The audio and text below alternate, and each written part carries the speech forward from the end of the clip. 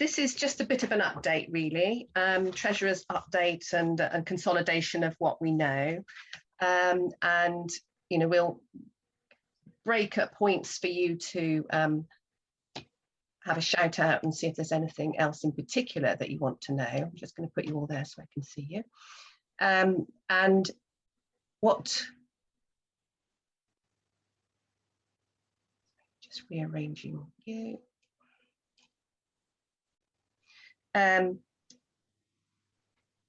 What we'll do in a minute, we'll allow you to unmute in a minute and just see if there's anything in particular that is a burning issue for you, and you can shout out, and then if that is something that is an issue for you, then we'll see if we can make sure we pick up on that. If not, we'll come back to you on it. So the plan for the session, so I'm Pat Barter, I'm the Financial Controller at the Diocese of Bristol. And we've also got Kelly Rutter, who's going to be talking to you for a little bit as well. And so, yes, the plan for the session is we're going to go through a bit of updates, some updates from you as well. We'll give you opportunity to say what's happening for you, how you're feeling it is out in the parishes, and then we'll consolidate on that and see if there's anything that we can do to pick up on. A bit of sharing of experiences and ideas, and then any other questions and answers. So we've got a presentation, but it's relatively informal. So, you know, if you want to ask anything, you can put it in the chat, hopefully if you know how to use the chat, or you can use the facility to raise a hand, and we'll try and pick up on any queries as we go along. So before we go any further, has anybody got any burning issues they were hoping to learn more about when they're here?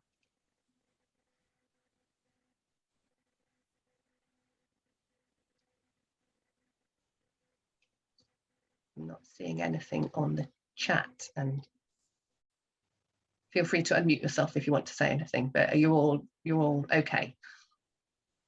Lovely. Okay, we'll carry on with the presentation then. So who are we? So yeah, Pat Barter, Financial Controller, and well, we're going to do a bit of spotlighting now so you can see who we're talking about. I'll stop sharing.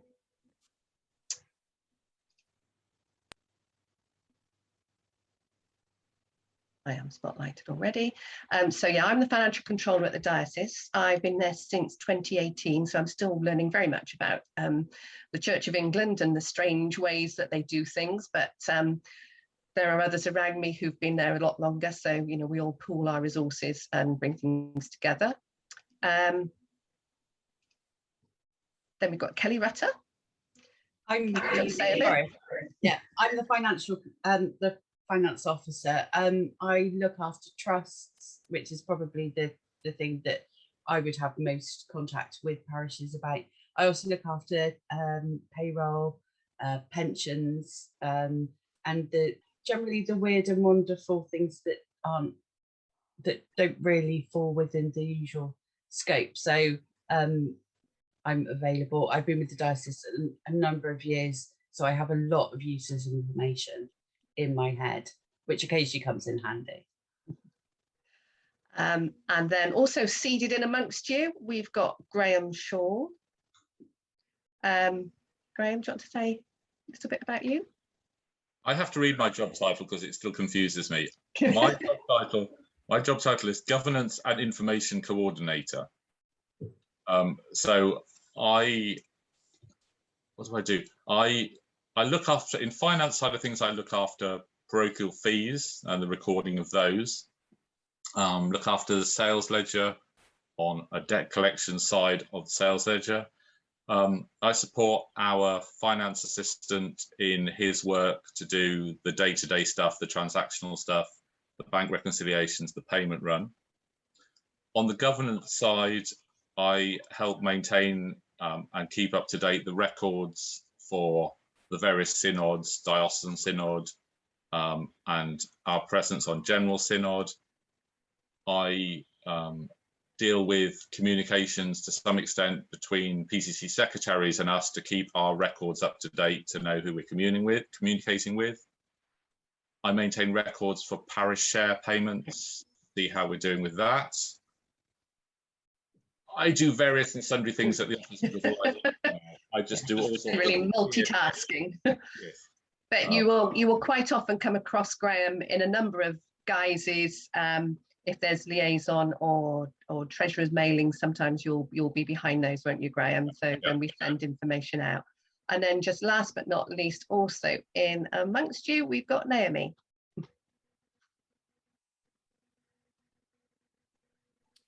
To meet myself, yeah. Hi everyone. I'm the giving advisor. I job share with Claire Fussell, and I can help with information on things like grants, parish giving scheme, contactless giving, legacies, that kind of thing. So yeah, Claire and I are here to help with all those kinds of aspects of stewardship. Okay, thank you.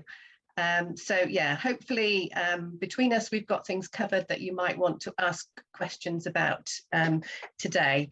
So I'm going to go back to sharing my screen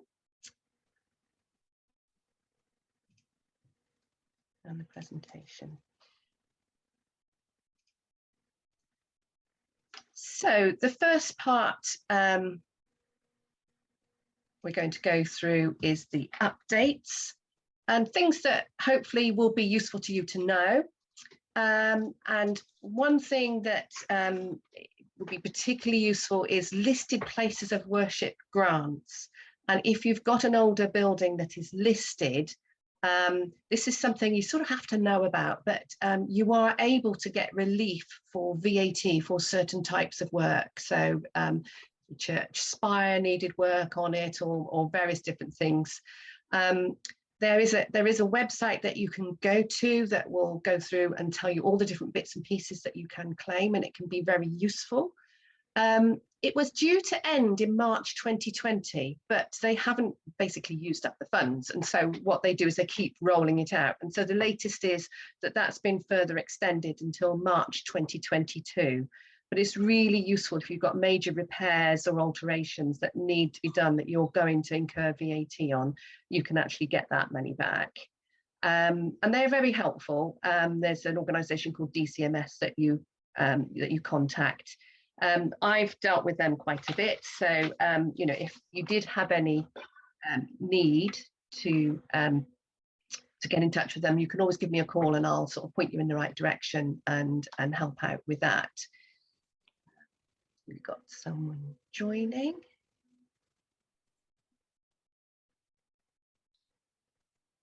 Pat, I'd just say it's not just big things. Yes. But, you know, even where we're servicing things, the fire extinguisher tests, it's all eligible. Yeah. And you know, that's worthwhile money. It adds up to about £300–400 just on the routine things from our church each year. Yeah. Yeah, it's definitely worth looking into and sort of having a glance over if you're listed to see if there's anything that you think you actually might be able to. And if you're not sure, you can ring them up and they'll talk you through it and tell you how to do it. The main thing to do is there is a 12-month time limit, so don't leave it. You know, if you know you've got that expense, either sort of get in touch with them, or if you think something's going to happen, talk to them about it up front, and they're very helpful. I'm not sure. Have we got Anthony here now?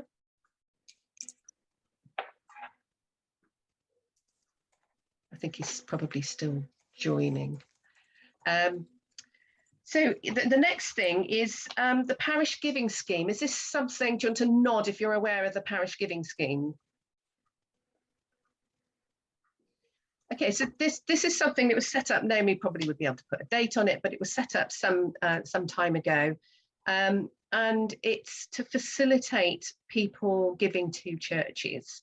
And what happens is that the diocese actually picks up the cost of running this completely. So the DBF will actually pays for this, liaises with the organisations that do the work on it. But the churches need to register with the scheme, which they have made an awful lot easier nowadays. and then people can sign up to do their giving through the parish giving scheme. And it's really very useful, and it has taken off. So about roughly 50% of the parishes are registered with the parish giving scheme now, and that's more than 1,400 people, and they're averaging giving about £26 a week each. And comparing that to other sources of giving, that's about £17 a week each. So the people who tend to give through the parish giving scheme tend to be giving a little bit more by the looks of it, or it's working better. And of those people, 52% have opted for an inflationary increase, so they don't have to worry about increasing their giving every year. They don't have to, they can opt for it. It's entirely up to them. They can change their giving as they wish. They can manage it online. But also 88% of those people are gift aiding. And the great thing for the treasurer, and those of you who are using it will know, is that that's actually a lot of work taken off your back, because the parish giving scheme manages all the gift aid, and you just get this one payment. You don't have to record lots of payments every month. You just get the one payment that comes in a month. You know, it just really makes your life an awful lot easier. During the last 12-18 months, they've enhanced the service that they're providing, so it's easier for donors to register. They can register online or by phone, and they can manage the changes through their account. And there's also things like links for social media, so that you can promote it through your website or your Facebook page. And one of the other things that we're finding as well is that donors can actually remain anonymous, which, you know, that might actually in some people's case be, you know, make them hold back a bit. But if they, you know, if they can do it anonymously and feel that, you know, they're not sharing information they don't want to share with others, then that's fine. And it's, you know, it has picked up, and particularly I'd say it's still picking up now, because I think, you know, we know that there's quite a few who've actually just joined even in the last month that are starting to pick up. So it's definitely worth knowing about, and if you want to know more about that one, that's one that Naomi can pick up with you. Some of you may have heard about the Charity Commission registration that was hanging over everybody to have to register with the Charity Commission. So a lot of PCs are what we call accepted charities, so they get their charitable status through the Church of England, through the Diocese of Bristol. And what the Charity Commission was saying was that those accepted charities would need to register by the 31st of March 2021. But that deadline has now been pushed out to 2031. So there's no need to panic, it's not hanging over anybody, but there still is the ability to register. And it's probably better not to leave it right until the end, because there's going to be a massive number of parishes having to register at that time. There are positives and negatives. It's not essential at this time, but it's probably worth being aware of and looking at and seeing whether it's actually of benefit to you to register. And to know about that, the Parish Resources has a step-by-step guide which takes you through it, and the Parish Resources is on the Church of England website, so you know we can help you with information for that if you want to go and have a look at it, or you can find it through just searching for Church of England Parish Resources.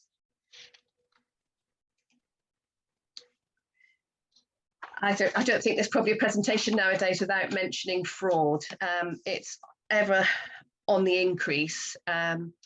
And sort of one real issue that, you know, we were made aware of is in another diocese, there was quite a sophisticated cyber fraud attack, and it resulted in £11,000 being sent to the fraudster's bank account. And one of the things they'll quite often find, if they see that you're having work done at your church, and they'll see the builders have got a board up outside or something like that, they will then pretend that they are calling from that builder potentially and say, oh, just to let you know that we changed our bank account. And you know, those sorts of things, what you need to be aware of was just absolutely verifying every time. If you get any sort of instruction, never take it from someone who's contacting you. Always try and go back to them and find out how, through a known contact, whether it's a genuine change of bank account details. But they're just being more and more clever about the things that they're doing. So perhaps something to be aware of is if you go to the Charity Commission there's quite a bit of guidance there about different types of fraud.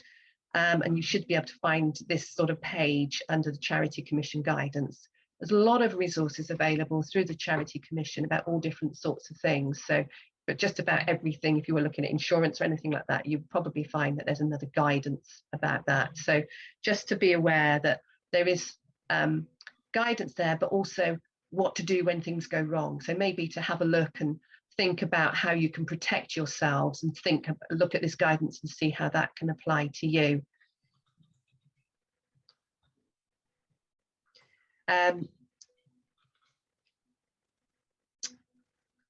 So that's our main sort of updates, really. It's all about fraud and what's sort of been developed through COVID. We thought it'd probably be worth now having a little bit of a breakout, going into some breakout rooms and having a chat. See if there's anything that comes up amongst yourselves that you've come across that you think is worth sharing with the others. And then we can then convene back and have some feedback as to what we've learned, or if there's anything else that we want to know about, anything that I've said that's stirred up any queries in your mind. So I'm going to stop sharing that screen for a minute, and we should be back there. And then I think Kelly's probably been working at putting us into groups. I was just going to do one group because of people. I know Andy and Anthony are struggling to be able to talk where they are at the moment. So what we'll do is we'll have one breakout room. So none of us are listening in. It's a safe space for you to chat, and you can say whatever you need to. And then if we give you sort of 7 or 8 minutes, and then we'll sort of, we can answer any questions, and off you go. Possibly. Hopefully.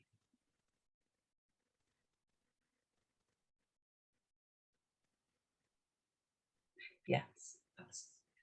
I've got. So it's Andy hasn't joined, but that's fine. I just put all of. Right. I just had a message from Andy. That's fine.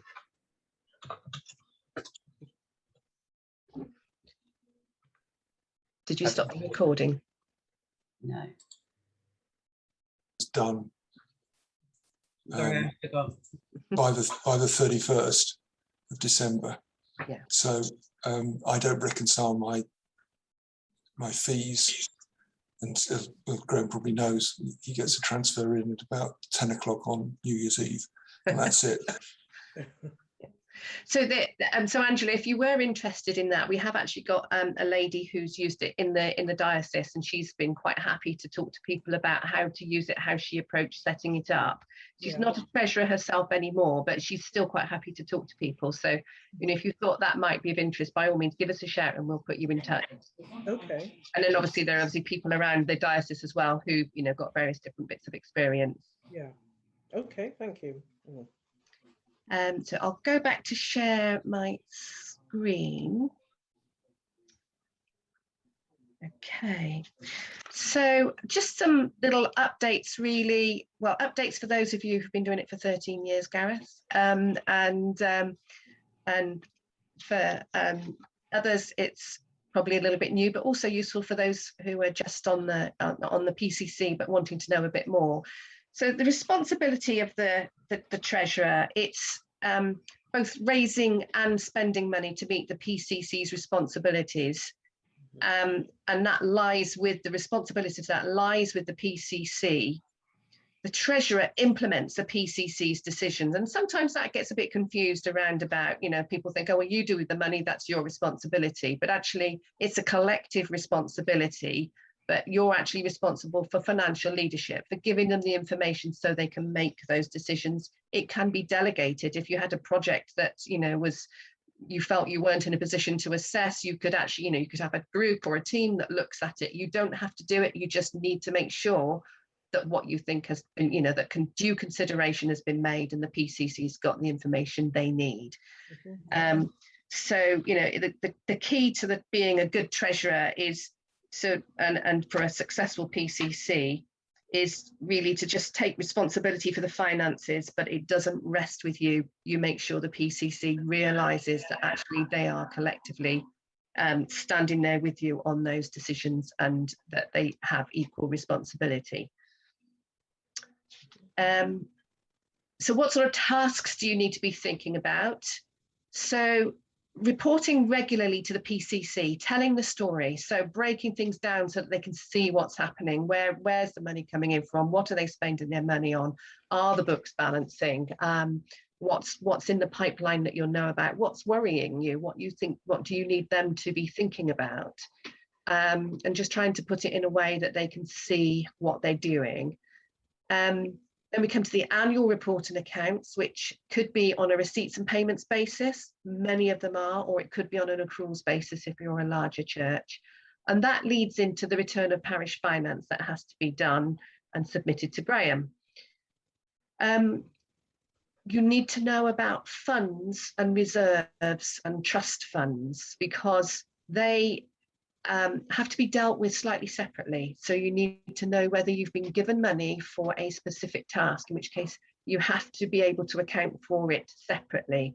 Some people think that means put it in a separate bank account. It doesn't. As long as you know that that is a separate pool of money and how much that pool of money is, that's fine. You can still have a collective deposit somewhere for those monies, but you just need to know what the breakdown of it is. You need to make sure you've got the right sort of controls in place so that the cash counting, you've got dual people counting it and supporting each other in doing that. It's not just down to one person. You've got your bank reconciliations, you've got dual signatories on those banks, and that if you've got online banking that you get those dual signatories in place as well.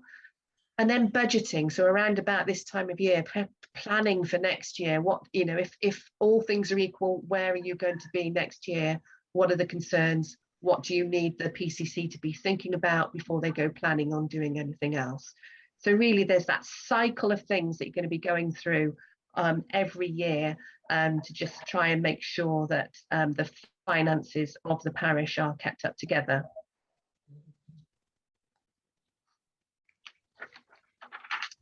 One of the things that Gareth may have, it's a very useful book. It's called PCC Accountability, and you can get it from the Church of England, or it's available as a charities sort. So it depends whether you want a book in your hand or whether you're just happy to download. You can just download the document itself, and it takes you through what the requirements are for reporting.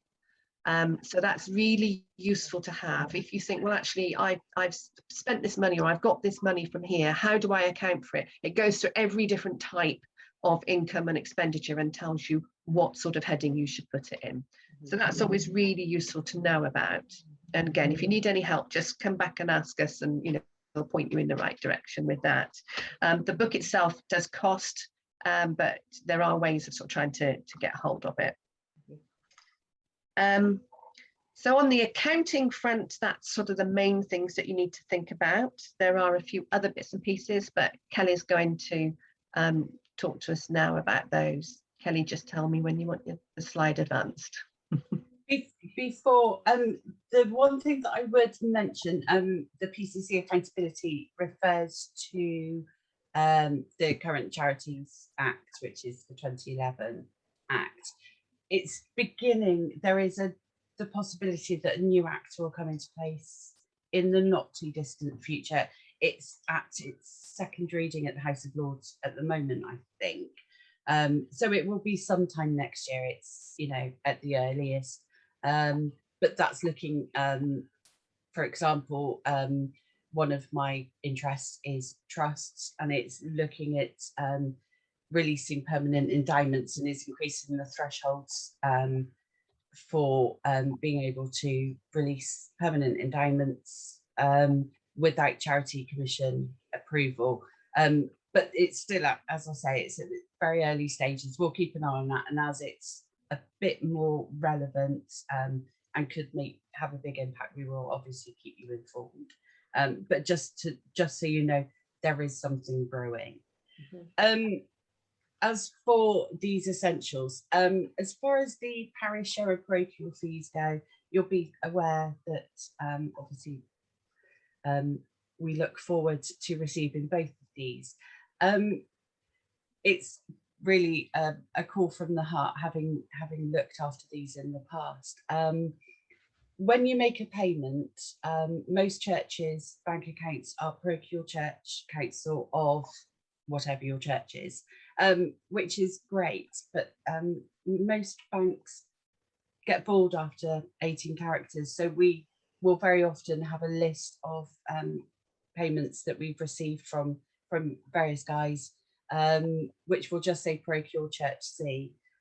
If you don't, if you pass on some parish share or you've paid parochial fees, we want to ensure that you get recognition for that and that we don't hound you for money that you've given us. So at the end of the year, we send the treasurer's mailing, and that gives you a reference. If you can quote that, that would be amazing. Thank you. Gift aid and the gift aid small donation scheme. The small donation scheme threshold is still at £30, but obviously that's really important. We've touched on the listed places of worship scheme. Apologies, that's not me making that noise. I've got a cat. He has just said, I am really sorry, and apologies if he just like suddenly shoots. But he's well versed in all things parochial, so it's fine. So we've touched on the listed places of worship scheme. Kelly, okay. Sorry, Kelly, just before you go off small donation, have you seen churches really struggling to claim that since the pandemic? Because people aren't giving, I mean, what we've seen is people have moved from weekly envelope to check, which my heart sinks. I mean, my heart rejoices because the money's carrying on coming in, but I can't claim small donations. I've lost a quarter of that money. Don't know what others have done there. You've got checks. I don't think it will necessarily help, but I did wonder whether, so I noticed that from April 2019, anything donated via card, you can still claim. But if you haven't got the card machine to take that, then that doesn't help. But yeah, it does apply to cash and card donations, as far as I can see. Haven't had any feedback from anyone else. I don't know, Naomi, whether you've heard anything. It's yeah, that is a kind of unforeseen consequence of the pandemic, and I have heard one or two other churches say the same, that whereas before they could claim gift aid on small donations from people that wouldn't perhaps normally be gift aiding, but because it's a small donation, that means that they've lost out on that uplift. And I don't really think there is anything that we can do about that. I mean, it swings and roundabouts, isn't it? So on the one hand, it's good to have regular income, and you're glad of the income, but yeah, there is that uplift on the cash. We can't have that if there isn't a cash coming in. Yeah. So yeah. Yeah, thank you, Naomi. Thank you. VAT, it's just a reminder that as charities, you are able to, you should only be paying 5% on utilities, your electricity bill. It's quite a straightforward process. Just get in touch with your suppliers. They will send you a form. They will try to get a charity number from you. The majority of PCCs are still not registered with the Charities Commission, so you will not have a charity number. They do know this. They may decide not to deal with that straight away, but persevere, because obviously it is impactful, so it's worth pushing with that. Apologies, that's the cat. Yeah. So we've mentioned the charity status. Trusts. This is sort of one of the arms of the work that I do regularly, and in fact I think, Angela, we emailed quite recently where I gave you a bit of an update on the trust that we hold on your behalf. Yes. We look after the parochial trusts where the Bristol Diocese Board of Finance are the custodian trustees. in all of those cases, the funds are required to be held by us on your behalf. So you will very likely or potentially have trusts that you look after directly that are direct legacies, and there may be some that come through us. We look after around, I think it's something around 400 trusts. And each year, as soon as I'm able to, in the new year, we do send year-end statements to help with the preparation of your accounts. We are reliant on those investment companies giving us the information, and then we pass it on. You will usually have it by the end of January. If you haven't had it by then, feel free to get in touch with me, but probably not worth trying beforehand, because the chances are we just don't have the information as yet. But as soon as we have it, we do pass it on. It's quite time constraining aspects, so we're aware that you have the same year ends as we do. Okay. Another of my roles is looking after payroll, stipends, pensions, things like that. So it's important if you're employing people, when you reach the thresholds of having to register as PAYE. I don't have those figures on the top of my head, unfortunately, but I can certainly help out if you're not sure. If you just have a cleaner, then you will not need to, it's a reasonable threshold. But the one thing you do need to consider is the rules regarding the pension auto enrolment. That relates to anybody who is earning more than 10,000 a year, and is a government requirement these days. And again, I'm really happy to speak to anybody more specifically about that. It's really important, obviously, we as the diocese, the Bristol Diocese Board of Finance, as an employer, has subscribed to the real living wage, which is the uppermost of those three: minimum wage, living wage, and real living wage. It currently stands at £9.50 an hour outside of London, and in the past year or so, Diocesan Synod has also passed a motion recommending that parishes also pay real living wage. So, that's something that we're really, really looking to do. Again, I'm available to speak if there's any information you want to know or want to know where to look. If you search real living wage, you will come up with the Real Living Wage Foundation, and they're the backbone of it. It's worth pointing out that the national insurance rate will be increasing in April to fund the additional healthcare. That's from April 2022. There will be extra maths involved because obviously the thresholds change each April as well. And again, we'll probably send something out just to remind everyone nearer the time.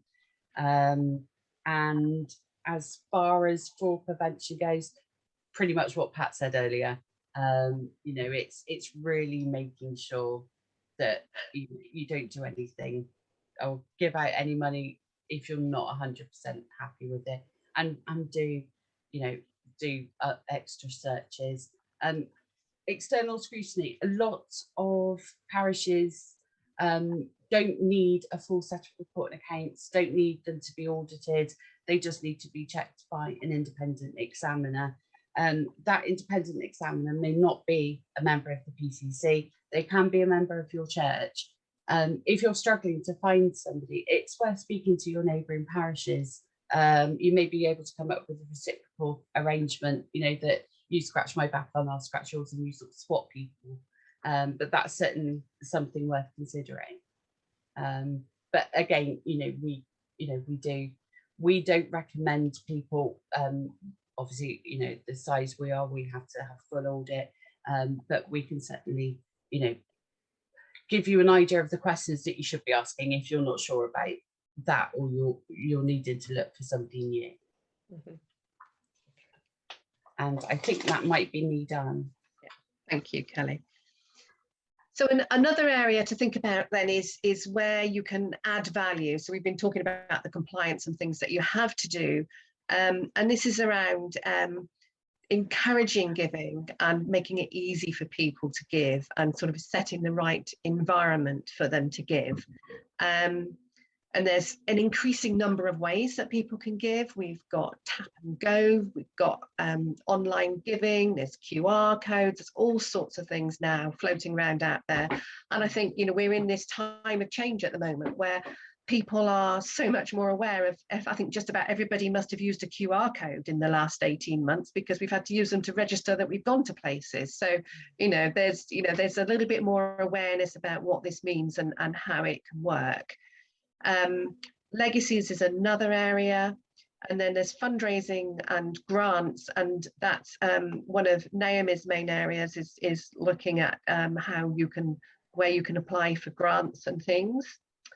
And then buying smarter. So it's not all about money coming in, it's actually just thinking about how you're spending and can you do it in a neater way and use your money more effectively. And there you've got the resource, which is the parish buying website, which they'll try to arrange special deals for the Church of England, and you can go on there and see if there's something there that will help you. Parish giving scheme, that's something that doesn't cost you anything, but makes things easier for people to give and to help fund your activities. But that is all paid for by the diocese. And then online giving page through the parish buying again, which is something that, and Naomi, do you want to just say a little bit about any of those? About any other news on those items? The online giving page or yeah, just to say that the online giving page that you can get through parish buying, they provide you with a QR code there as well, so you don't even have to get that yourself. Everything's done and it doesn't cost anything to set up, so that it's definitely worth doing that as a minimum if you haven't already got online giving set up, because by putting a QR code in your church, that's effectively contactless giving. So yeah. I know that you need to do this in a minute, don't you? Because you're going to go off to another one. But we talked about whether there was anything we could update you on cashless giving and contactless options. And I know you were saying, Naomi, to me that it's changed quite a lot. It's changing regularly. So it's probably a question of getting in touch with you and asking you what will suit their needs best. Yeah, absolutely. Contactless giving changes so quickly that, and there's so many options that if anybody's interested in that, I would suggest give me a ring or send me an email, and I'll ask you a few questions and then suggest what's currently the best option.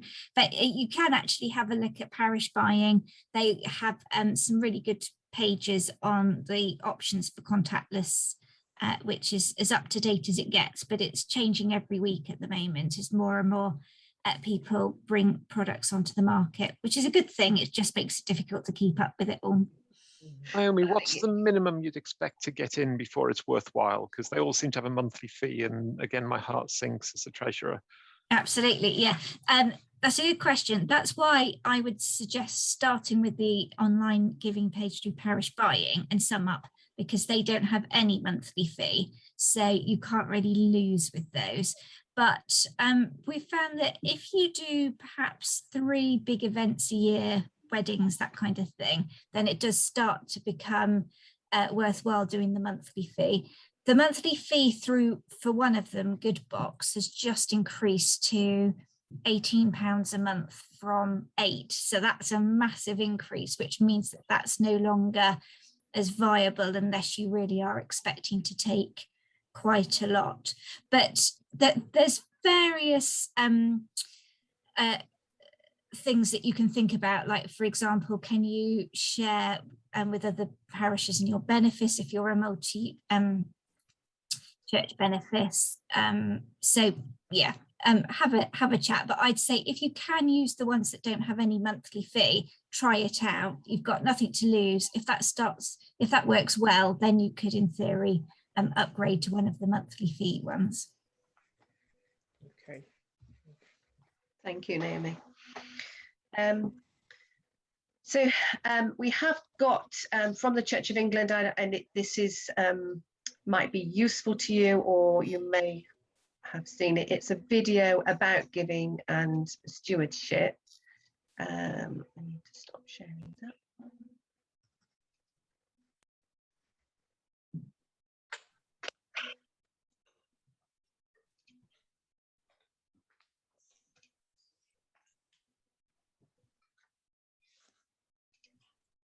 Hopefully this works.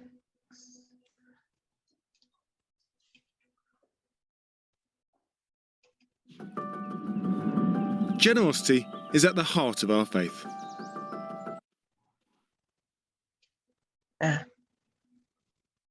We had this earlier, it's probably buffering. And the What I might do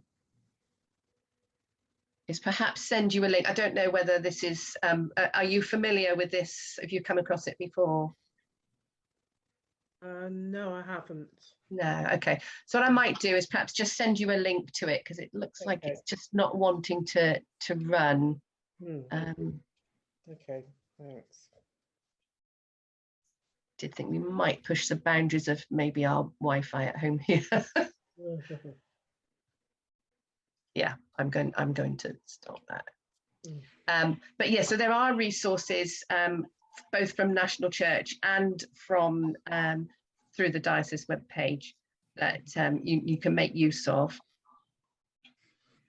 And you know, by all means, give Naomi a shout, or Claire, and you know, and they'll help you if there's any particular tasks that you're trying to get your head around, the best way to try and deal with them.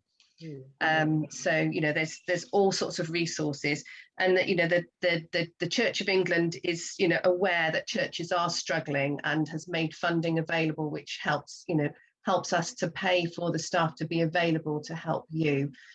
So you know, both the Diocese and the Church of England are trying to fund to make sure that you've got resources available to you as much as possible. So failed on that one. So yeah, contactless options. Just really wanted to sort of touch base on that one, as we did with Naomi before she disappears. They are changing all the time. There are some, it's the good box, I think, that looks like a giving plate and sits in the plate, but as I say, they made that one a bit more expensive. So it's just a case of, yeah, have a chat with Naomi.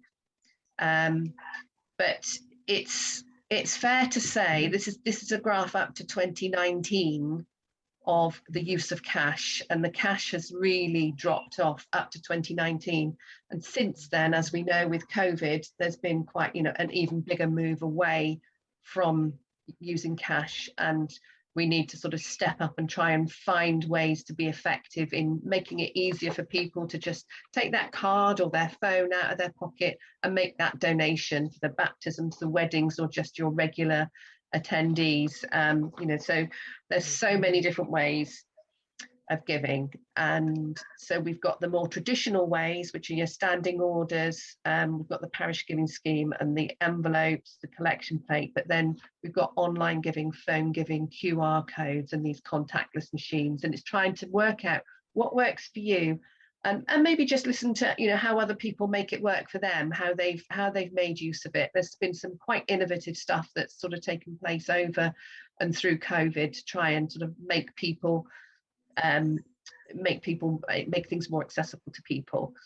And you know, I know Naomi's sort of quite close to the to people who've been doing that, so she'd be able to share ideas with you if you wanted to bounce ideas around. And this is the online giving page at the Church of England. So you know, if you can go to the Church of England and then get started with online giving, they take you through that process. And again, Naomi's sort of quite close to that, so she'd be able to point you in the right direction if you were struggling with that. So what dates do you need to know about? All PCCs, the year end, like us, is the 31st of December. And the annual report and accounts have to be with the diocesan office. So you don't send them to unless you're registered with the Charity Commission, you send them to us. And we need all of those accounts within 28 days. That's a legal requirement of 28 days of the APCM.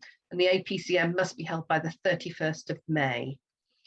And then also the return of parish finance needs to be in by the end of June. So that's pretty much in line with that. And that's just in a standardized form that the Church of England can use. Not so much us, but it has to be put onto a website, and Graham would get you set up so that you can actually go through that portal and return the figures to the Church of England in a standard form, so that they can then do an analysis across the whole country of how things are going and where, and then consider where help is needed or what's working, what's not working. And then if you're registered with the Charity Commission, that needs to be an annual return submitted by the 31st of October. So just some key dates there to be aware of.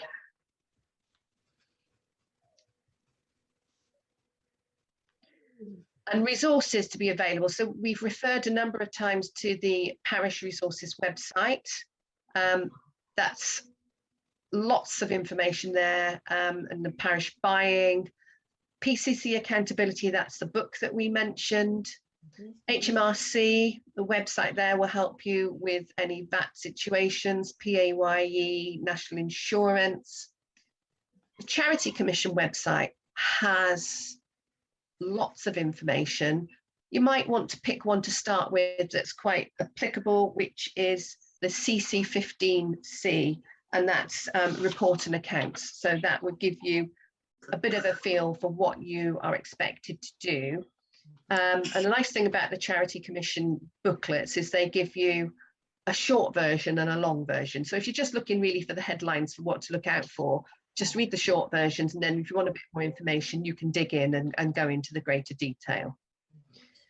There's a charity tax map, the parish buying website. ACAT is an organisation that they run courses which you pay to attend, but they are for accounting for charities and specifically churches. I think I'm looking at Kelly there to see whether that's a nod. It was. I think they've broadened it a bit. There are still some that are specific to churches. Yeah. And then there's a pension regulator. And mindful that Naomi has just disappeared off, there's also an organisation called Data Developments. I don't know if you've come across them, Gareth, at all. They're a software provider, but they have started doing weekly updates for churches and for accounts. So their first one that we're aware of is starting today, unfortunately at 5 o'clock. But if you were interested in that, I think the information was sent out through the Parish Finance Forum. So if you're a member of that, then you would be able to find the details, or you could contact us and we'd let you know. Because it's only just started, we don't know quite what they're doing. So Naomi's gone off to have a look and see if she can see what they're up to and how useful we think it would be. To be aware of, this is the Diocese of Bristol, and Naomi is largely behind this, but we've set up a parish finance forum, and it's just somewhere that people involved in parish finances, you can register. You need a Gmail account, but you just sometimes need to set those up, but you can register and then just take part in chat about things you might be struggling with. So we had someone come to us the other day to say they were really struggling with the co-op funeral care. They weren't sending their fees over to them, and they owed several lots of fees. And then we looked on the forum, and there are treasurers saying, oh, I've had trouble with the co-op. It's, I spoke to this person, I did this is what we did. It's somewhere to just try and network and make things easier for yourself. And if you think, has anybody got this? Has anybody managed to find a decent credit card to use for that sort of query? We need to do this. Has anybody tried doing it? and or has anybody applied here for a grant or whatever. And then Naomi monitors that. So, you know, if there's anything that comes up there that she can chip in on, or she thinks we can chip in on, she'll sort of like forward it on to us, and we'll all see if we can help. So anything that you think is useful to other treasurers or that you're struggling with, it's just, you know, it would be quite a good place. There's not that many people on the moment. There's probably about 20 odd people probably, but they still manage to help each other through things that they've struggled with, or share information, said, you know, you might find this useful. Pat, I've been asking for one of those. That's perfect, but I haven't heard about it. So where did I miss that? I don't know. It will have come out definitely, because I know it's been going for, I want to say just the end of 2019, probably. It may have started 2020.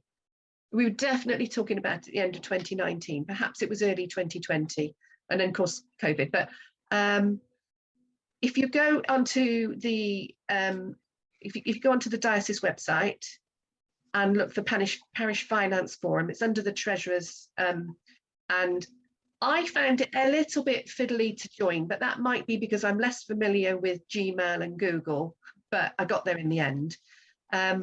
You don't have to have your Gmail account associated with it. You could associate another, so you can have a second account, so that, you know, but I don't think people can see, because we've tried this, I don't think people can see your email, but they could privately message you, you know, so you can end up talking to someone privately or as the group as a whole, and just see how it works. And it's obviously, for those who are there, I think they've found it useful, but it's not been heavily used as yet, because I think, you know, not long after we've ended up with COVID and all sorts of people have had all sorts of things they're trying to deal with. But I think, you know, it could be really good networking place, and you know, Naomi would facilitate and let people into that group. It's not just for treasurers, but it's parish finance. So, you know, anyone who's having any issues might just find that they can get some support from there, from others who've been in the same situation. I think there's been some chat on there as well about online banking, and dual authorization, and who they found helpful. So worth having a little look and see if there's anything there that helps. And no question's a silly question, because, you know, everyone has to start somewhere, you know, and if there's someone else there who's prepared to share their knowledge, then, you know, that just makes everybody's life easier, doesn't it? Yeah.